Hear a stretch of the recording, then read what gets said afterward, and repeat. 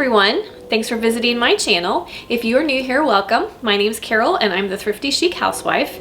So today we're going to be making something really yummy. We're going to be making a copycat version of Campbell's bean and bacon soup. It's one of my favorites, so I've been on a quest to find a copycat version that I could can up. Now, if you're not a canner, don't leave me, because you can totally make the recipe and enjoy it as is. But if you are a canner, this recipe is safe for canning, and I will be including canning instructions after we make our soup. So it's great if you want to can it, great if you don't. So what I've done is I have started with some navy beans. I've taken 3 cups of navy beans and I've just done a quick soak. If you want to do an overnight soak, that's totally fine. But I just did a quick soak, and what that means is I just sorted my beans, picked out any rocks or pebbles. You want to watch for that when you're using dried beans. Sort through them, I rinsed them, and then I put them in a pan and covered them by 2 inches of water. When you do a quick soak, you want your beans to be covered by at least 2 inches of water, and then you bring them up to a full boil, let them boil for 2 minutes, turn the heat off, and then let them sit for an hour. And that's what I've done. So I've got my beans all ready to go. So we're ready to start putting our soup together. So the next thing I need to do is we are going to saute up some delicious bacon. And I'm going to be using applewood smoked bacon. The applewood smoked bacon is delicious in this recipe. Cherry wood smoked bacon is also great, but if you just want plain hickory smoked or something like that, that's totally fine too. But we're going to render a little bit of the fat of it off and saute it, crisp it up just a little bit before we put it in our soup. The other ingredients we're going to be using is some chicken stock. We're going to be using some tomato paste, some delicious spices and seasonings, and some diced carrots. And then one of the other things that is in this soup is onion. Now, when I've made it before, I've always used fresh onion, but I was reading the label on the Campbell soup and I was trying to replicate it as closely as possible, and they use dehydrated onion. So I thought, why not try dehydrated onion this time? So that's what I did. We're going to be using dehydrated minced onions in it, and like I said, some great spices. So let's get started sauteing our bacon.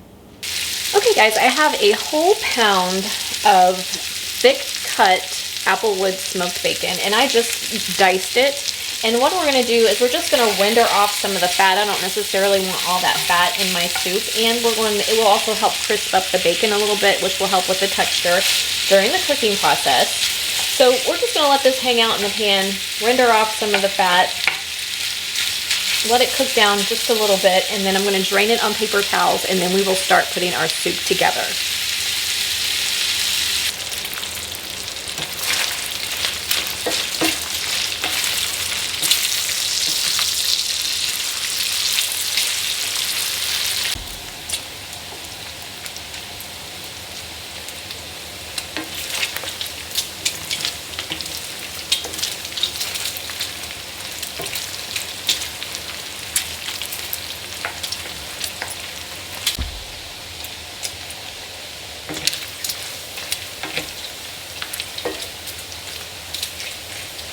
Okay, our bacon has rendered some of its fat and it has started to crisp up some. So what I'm going to do now is I'm going to drain this on paper towels, and we're going to get ready to put our soup together. Okay, so now we are ready to start putting our soup together. I went ahead and drained my beans. So I have 3 cups of navy beans that, like I said, I did a quick soak, or you can do an overnight soak. I have those in my pot. I've drained them. So the next thing we're going to do is we're going to add a quart or 4 cups of chicken stock. We're going to add 1 6-ounce can of tomato paste.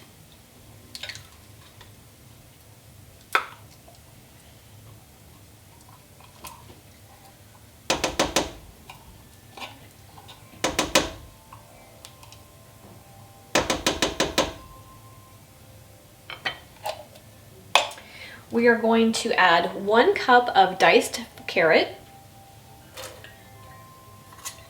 Now, a word about other veggies. I have made this with, like I said, fresh onion. You can use the fresh onion instead of the minced, like the dried minced, like I'm going to add. But some people also add chopped celery, and I have done chopped celery, however, and it is delicious. However, it is not listed on the can as one of the ingredients. And this time I wanted to make it as close as possible to the original. So if you wanted to, you could also add a cup of diced celery as well. I'm going to go ahead and add my minced onion. You want a cup of fresh onion or 6 tablespoons of the dried minced. 3 tablespoons of dried minced onion is the same as a half a cup of onion. So I added 6 tablespoons. Then we are going to add, I'm going to add 2 teaspoons of seasoned salt. And I like Lowry's. You can use whatever you want.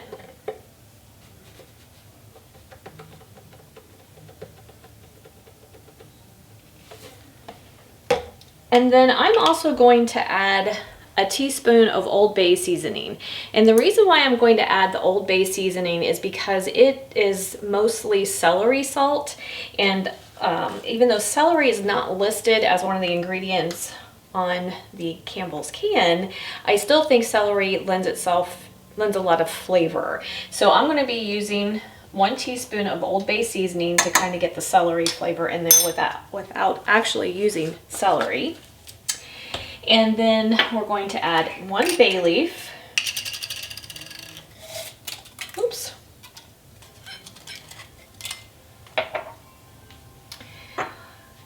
We're also going to add a half of a teaspoon of liquid smoke. And the reason why I'm adding this is because when you look at the ingredients on the can, it does say that there is natural smoke flavoring added. So I'm going to add just a little bit. You're going to get some smoke flavoring from your bacon, but since they added an additional amount, I'm going to add just a half of a teaspoon. You don't need much. It's a very concentrated flavor, and you can skip it altogether if you prefer. And the other thing I'm going to add is 1 teaspoon of the Better Than Bouillon beef base.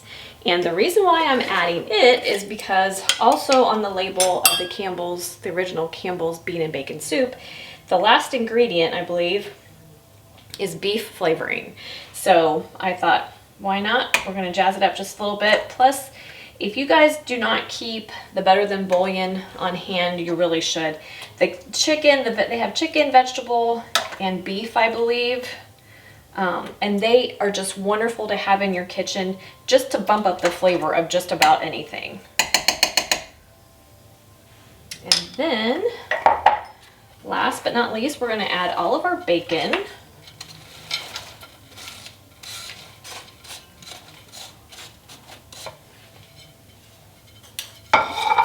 We're going to give that a stir.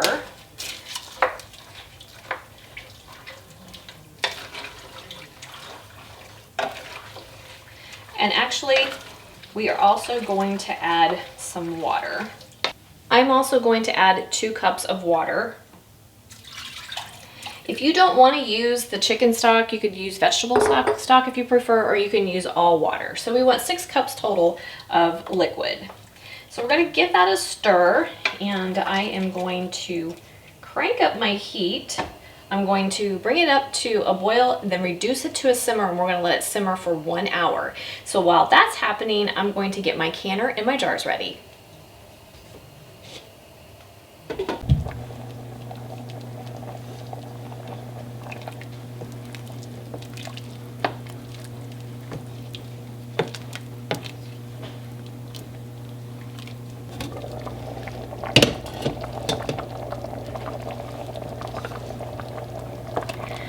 Okay guys, our soup has cooked for almost an hour, not quite. I did go ahead and add 2 teaspoons of freshly ground black pepper. I should have done that earlier and I forgot about the pepper, so just season that to your taste. If you want to add pepper, add pepper. If you don't, that's fine to leave it out. But as you can tell, the beans are starting to absorb most of my liquid. So I want to make sure my soup, when I can it, has plenty of liquid on it because the beans are going to continue to cook under pressure in my canner. So I'm going to add 2 more cups of water. And I'm going to bring that back up to a simmer, and then we're going to be ready for canning here.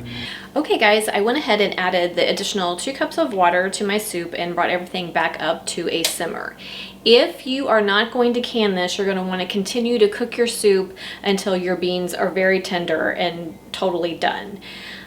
I'm only cooking them to this point because I'm going to can mine, and it will continue to cook under pressure. So we don't need to have our beans completely done, and I don't really like mushy soup. So that'll be your call how long you want to cook your beans before you can them, if you are going to can them. But I like about an hour, hour and 15 minutes is good for me. So what I'm going to do is I'm going to can in pint jars. So our canning time is going to be 75 minutes. You can also can this in quarts. If you're going to be canning in quarts, you want to can for 90 minutes. Beans are a low acid food and they must be pressure canned. You cannot water bath or steam can this recipe. So keep that in mind. You must pressure can this recipe. So modern canning guidelines state that you do not have to pre-sterilize jars and lids as long as you're canning for 10 minutes or longer, and we are. So I just washed my lids, washed and rinsed them, set them aside. My jars I washed and I put them, you want to keep them hot, so they are hot sitting in hot water in my sink to keep them hot. Some people use their dishwasher. However you want to do it is fine. You just want to make sure your jars are hot. When you fill them, we need a 1-inch headspace, and I think we are ready to get started. So I'm going to grab a couple of jars.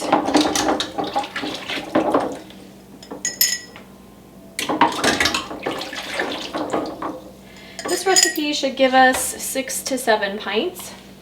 So we are ready to go ahead and fill them up.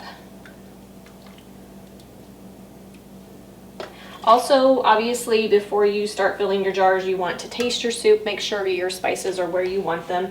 And for me, it was pretty much spot on once I added the pepper. So we are good. And like I said, we want a 1-inch headspace, which means we want 1 inch between the top of the jar and our food.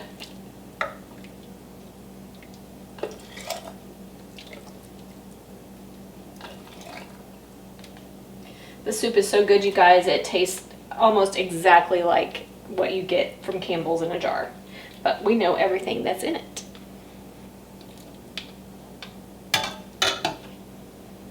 Okay, then once you fill your jar to 1-inch headspace, you're going to use your debubbling tool or a chopstick. You don't want to ever use metal, but you want to release any air bubbles.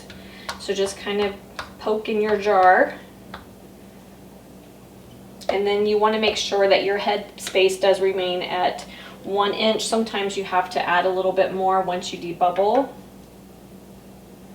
to stay at your 1-inch headspace. And then we're going to wipe the rim of our jar. I always use a paper towel that I dip in white vinegar to clean the rim of my jars.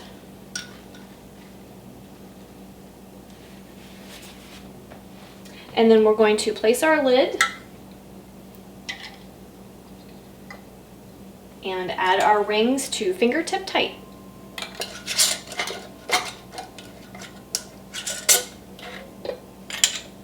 I did forget to mention that I have 3 inches of simmering water in my All-American canner.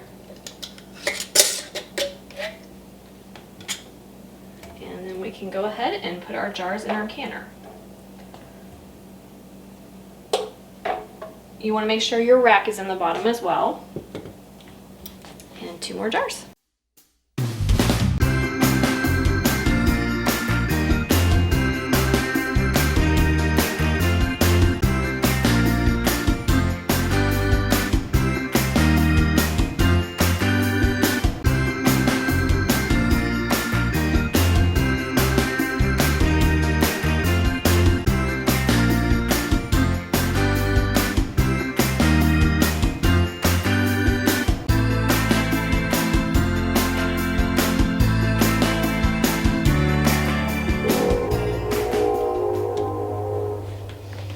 Okay, this recipe is going to give me exactly 7 pints. However, I'm leaving 1 pint out so that I can show you what the soup looks like after it's been cooked. So my canner has 6 jars in it. Hopefully yours will have 7 if you're going to can all of it. The other thing that I do is I take the vinegar that I use to wipe the rims and I put that in the water of my canner. It helps to keep your jars clean. Most of us have mineral deposits in our water that like to collect on our jars during the canning process. If you put some white vinegar in your water, it doesn't do that and your jars stay nice and clean during the canning process. So now we need to add our lid. For me, I'm using the All-American canner, so you just want to line up your notch with your arrow, and then you're going to tighten your thumb screws 2 at a time, opposites.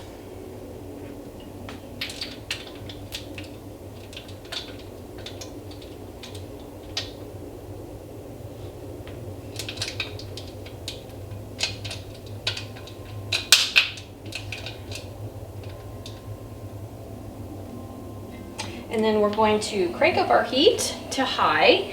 Once our canner starts venting, that means that you have steam pouring out of your vent. We're going to vent it for 10 minutes, and then after 10 minutes we will put our weight on and wait for it to start rocking and rolling and our temperature to come up to 240 degrees, and then we can start our processing time. Okay guys, I don't know if you can see it on camera real well or not, but I do have steam coming out of my vent. So we are going to vent and let the steam come out for 10 minutes. And then once our 10 minutes are up, we're going to add our weight. Now for your weight, it has different pounds of pressure on there. I'm going to be canning at 10 pounds of pressure. 10 pounds of pressure is for 0 to 1,000 feet. So you need to know your altitude because that may be different for you.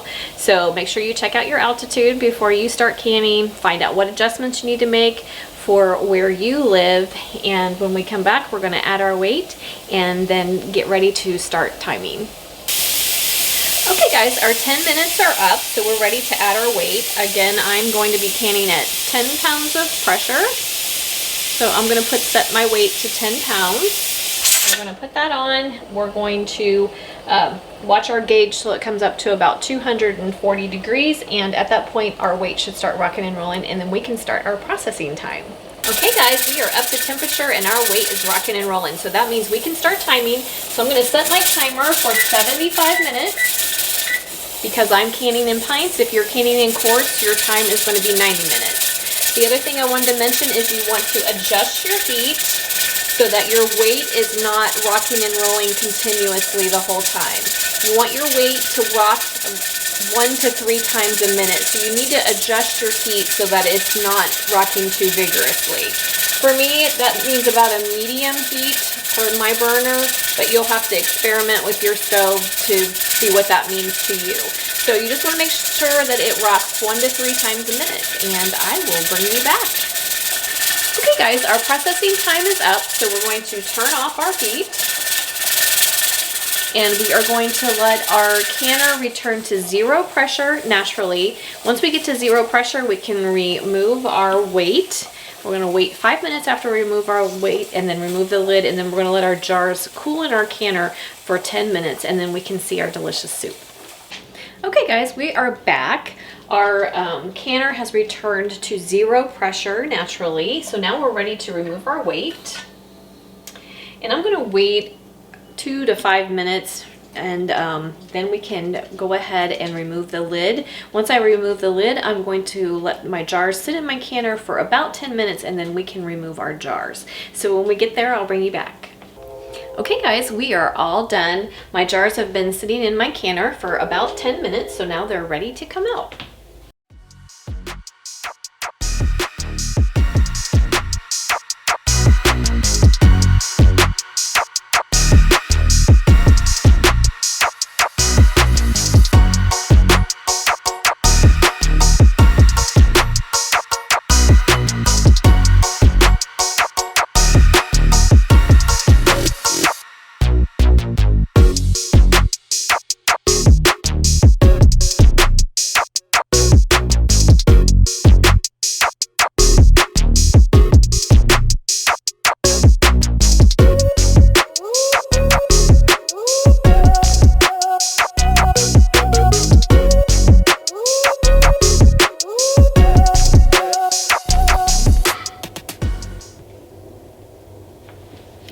And there's a close-up of the bean soup.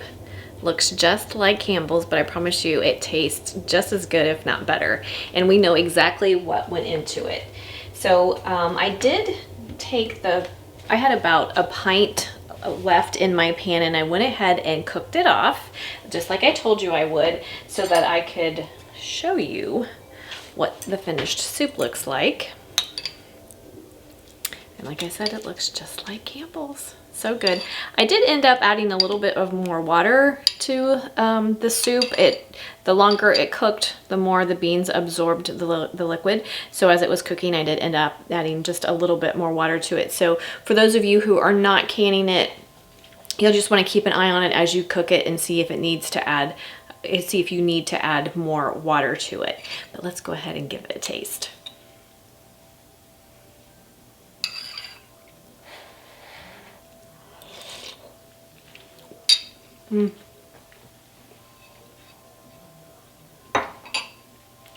Absolutely delicious. The spices are spot on, and it tastes so close to Campbell's, you couldn't tell a difference. So if Campbell's bean and bacon soup is a favorite of yours, I highly encourage you to give this a try. It's so easy to do. You can either soak your beans the night before, or to go ahead and do a quick soak like I did. You can use fresh onion if you want to, or you can use the dried minced onion like I did. The dried minced onion is just nice and convenient. Also, I think I mentioned before that you could add fresh chopped celery to it. I've done that before and it tastes wonderful, but it's not part of the original recipe, at least that I could tell. It's not listed on the label of the Campbell's bean and bacon soup, so that's up to you if you want to do that. I think I got the spices very close to what Campbell's uses, so I hope you'll give this soup a try. It is really delicious. Winter is a perfect time for making a hearty bean soup and for canning it up if you are a canner. So I hope you'll give it a try. Leave me a comment, like, subscribe, and share, and I will see you next time. Thanks so much for joining me, guys, and have a great day.